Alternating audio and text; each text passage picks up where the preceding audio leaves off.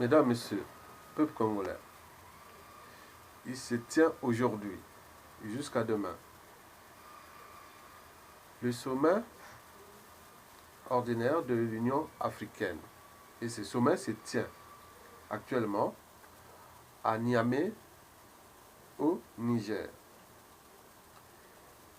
Pourquoi ce sommet est-il le dernier pour le dictateur Denis Sassou Nguesso? Je ne vais pas vous donner des stratégies. Ce sommet est le dernier du dictateur Denis Sassou Nguesso. Le pigeon voyageur. Eh bien oui. Bien sûr que Sassou Nguesso se sent toujours en sécurité à l'extérieur qu'à l'intérieur. C'est pourquoi il est le dictateur ou le chef d'État de fait qui bat les records de voyage à l'étranger. Chaque année, pour Sassou Nguesso, il faut compter au moins une centaine de voyages à l'étranger. Donc, le record est là. Demandez à votre... regardez pour ceux qui ont une âme et une conscience, ils sont raisonnables, qui savent observer les choses, la politique de leur pays. Et quand votre président fait plus de 20 voyages à l'étranger au cours de l'année, ça devient un problème. Parce que le président de la République, il a pour mission de s'occuper de son peuple. Mais Sassou Nguesso, il se préfère aller s'occuper des problèmes des autres à l'étranger. Mais comment cela se fait-il que quelqu'un qui n'aime pas son pays brise des vies chez lui, détruit son pays là-bas? Comment pourra-t-il aller s'occuper des problèmes de l'Union africaine? Sinon que pour les Cuba. Hein? Sassou, c'est le champion des Cuba. Souvent, sous le tête de la France-Afrique. Donc, l'Union africaine et tout ça, ça ne l'intéresse pas. Simplement pour les honneurs, les titres ou autres, c'est tout. Quelqu'un qui détruit son propre pays, comment pourra-t-il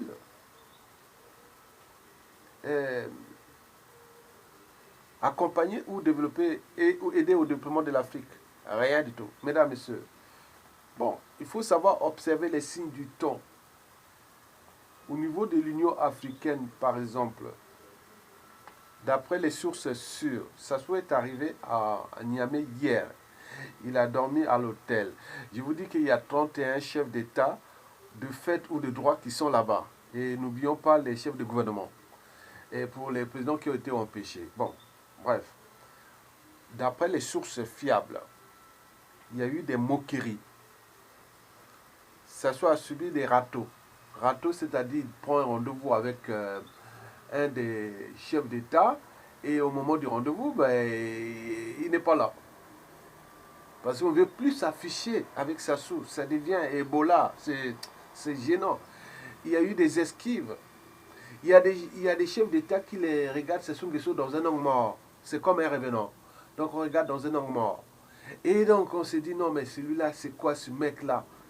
Donc vous imaginez à quel point notre pays est descendu bas. Je vous informe, hein, l'information qui a été livrée, Sassou Nguesso a cherché, comme pour ses selfies, pour se faire important, puisque là-bas au pays, il a tout verrouillé.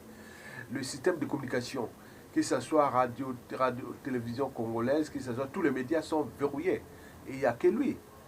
Donc au moment de la chute du dictateur, le réveil médiatique sera amer, parce qu'on a tout verrouillé. Donc que lui. Donc les gens sont entraînés, conditionnés. Ils sont maintenant sous emprise du dictateur parce que c'est vraiment un lavage de cerveau. Donc on ne voit que Sassou. Mais même si les Congolais, ils sont immunisés, ils ne regardent plus, c'est tellement que c'est l'habitude, ça devient comme l'habitude, quoi. Voilà, donc bref. Donc Sassou Nguesso a cherché à contacter les présidents d'Afrique du Sud, du Kenya, on parle du Nigeria, on parle de Namibie, du Rwanda et autres. La plupart du temps, dit niet. Mais lui, comme il est dans le forcing, il va certainement dire que c'est peut-être aujourd'hui, avant la fin du sommet, demain, peut-être cette nuit, ce dimanche, il va faire le forcing pour aller prendre les photos. Parce que Pour lui, la côté Afrique francophone, bon, ça ne passe plus, quoi. Parce que c'est, bon, les mêmes aller s'afficher avec des débuts du Tchad ou Biangema, ou, oui, tout ça, ça devient habituel, quoi. Donc, il cherche là où il y a la vague, quoi. Donc, il va surtout vers l'Afrique anglophone. Or, là-bas, les gens n'ont pas les mêmes mentalités francophones. Même si nous avons cette topologie sociale ou politique qui n'est pas bonne, mais les gens ont quand même compris que ça soit le problème de son peuple, le problème de son pays, et que le Congo attend son président, quoi. Et donc, dans ces pays anglophones où il y a plus de dynamisme, plus d'alternance politique, donc Sassou Nguesso est un peu Ebola. Donc, on se retrouve dans ces sommets, mais il cherche là à aller prendre les photos et montrer que, voilà, je suis important. Mais cette fois-ci, beaucoup ont refusé. Sassou passait par l'achat des consciences, la corruption, l'argent. Il n'en a plus. Il a plus de merde dans son pays, donc il n'en a plus pour distribuer. Et même en distribuant, Sassou, c'était donnant. Mais là, en distribuant cet argent, il comptait avoir quelque chose. Mais aujourd'hui, au vu de la situation, qu'est-ce que ça peut encore lui rapporter? Rien du tout. Donc les gens fuient Sassou Nguesso. Ça s'est constaté hier à l'hôtel. Tous les trucs, donc on a dit qu'il y a eu des moqueries, comme les gens rient dans les chambres contre la délégation du Congo-Brazzaville. On se moque de la délégation du Congo-Brazzaville. Les gens disent, ah ben tiens, avec son FMI là-bas, qu'est-ce qui se passe? Il va être éjecté. Donc les gens racontent l'histoire que les Congolais peuvent l'éjecter à tout instant. Donc toutes les moqueries sont passées par là. Donc les râteaux, quand on parle des râteaux, nous prenons un rendez-vous avec quelqu'un et quelqu'un refuse, on peut dire un lapin, quoi, on te fait un lapin. On te refuse, quoi, totalement. Voilà. Donc ça souhaite ça. Donc il demande un peu à des chefs d'État qui sont à la mode. Et donc, il refuse. Et il veut forcer, comme c'est quelqu'un sans foi ni loi, sans âme ni conscience, il n'est pas raisonnable, le ridicule ne tue pas, il veut aller forcer. Mais les gens sont gênants, c'est gênant. Donc on voit que ça c'est du passé. Et donc, tout ce monde anglophone, et qui est plus dynamique, parce que là-bas, il y a quelques démocratures, mais la plupart du temps, il y a des alternances politiques. Contrairement à l'Afrique francophone, qui est l'auberge des dictateurs les plus liberticides, antidémocratiques, antisociaux, qui nous gênent, et voire d'appropriation de ces pays comme les propriétés privées. Quand on voit le bassin du Congo, surtout à l'Afrique centrale, la zone CEMAC, au Congo, au Gabon, au Cameroun, au Tchad, ils ne bougent pas. Guinée équatorienne ne bouge pas. C'est la zone France-Afrique. Donc c'est comme si le fait d'avoir été colonisé par la France, ça vous prédispose à devenir dictateur. Et donc ça devient un souci. C'est un problème de mortalité qui n'est pas celle du monde anglo-saxon. Donc nous, les Sassou se retrouvent dans un environnement où bon, ben, c'est l'Union africaine. Hein, bon, donc ils ont des enjeux de cette Union africaine. J'ai vu des enjeux. Bon, on ne peut pas avancer avancer un continent où il y a des gens qui ne veulent pas céder des pouvoirs. Quoi que c'est pour eux, on ne peut pas avancer. La maison c'est comme une pierre. Chacun met sa pierre. Mais eux, ils sont accaparés de ces pays. Ils ont tué les gens, ils ont massacré les gens. Ils ont peur de la prison. Bien entendu qu'à la chute de ces dictateurs, on ne veut plus qu'ils aillent purger leur peine à l'extérieur, dans les bonnes conditions. Il faut qu'ils purgent leur peine dans les prisons et qu'eux-mêmes, ils ont laissé les peuples dans la merde. Par exemple, le cas des Sassou et de ces gens-là, on va les mettre dans les cellules ils sont des vrais cachots. Et donc, pour qu'ils savent que bon, ben, pendant tout ce temps, vous n'avez pas aménagé les conditions de l'administration pénitentiaire. Et donc, vous allez vous retrouver dans les mêmes conditions de cachot. Et donc, ce qui va arriver. Donc, Sassou sait déjà que bon, ben, c'est l'un de ces... Peut-être ça sera l'un de ces derniers. Peut-être s'il y a un sommet extraordinaire. Mais s'il y a un sommet ordinaire de l'Union africaine, Sassou ne sera plus là. Donc nous le savions déjà. Et en apparence, il est serein, imperturbable, mais en aparté, en secret, et il ne sait plus distinguer le vrai du faux. Il est perdu. Et donc il s'efforce pour se faire une image et autres. Donc le dossier, tout ce qui était là-bas dans les milieux ou dans les délégations africaines, il y avait un seul mot, Sassou Nguesso aura tout ce près du FMI là.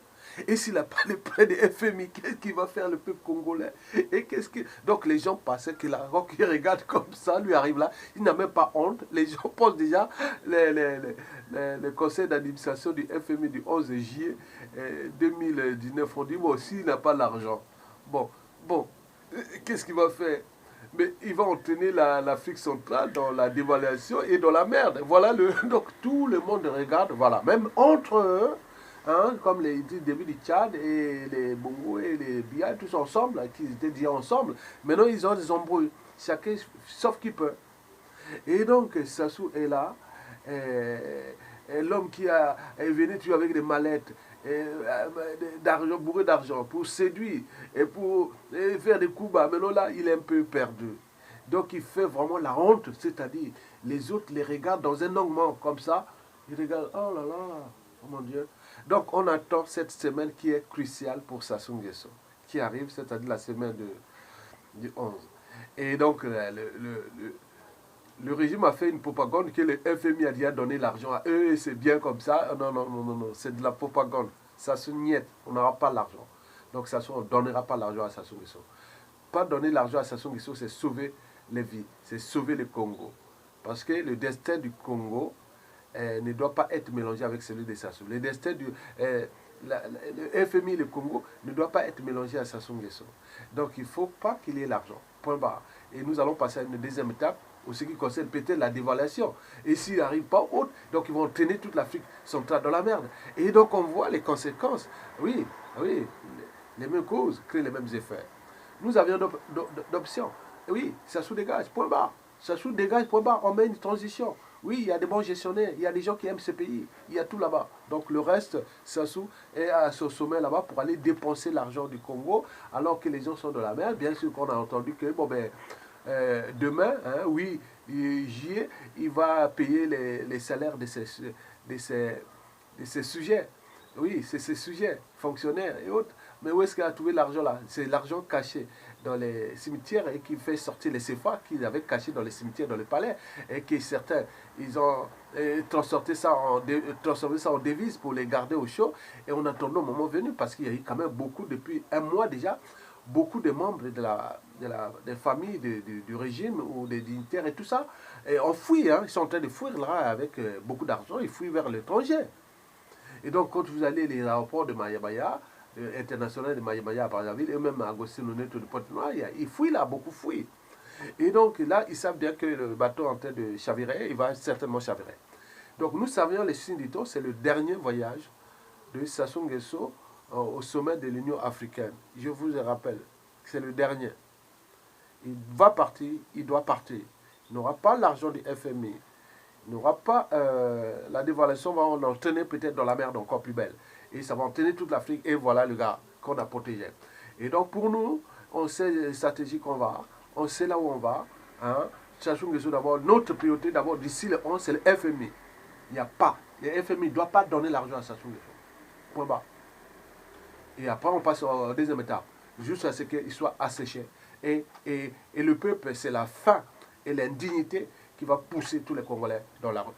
Et à ce moment-là, le mouvement populaire sera accompagné par l'armée républicaine, parce qu'eux aussi seront dans la merde, et on va se retrouver ensemble pour récupérer ce pays et les restaurer. Mesdames, Messieurs, je vous remercie et à bientôt.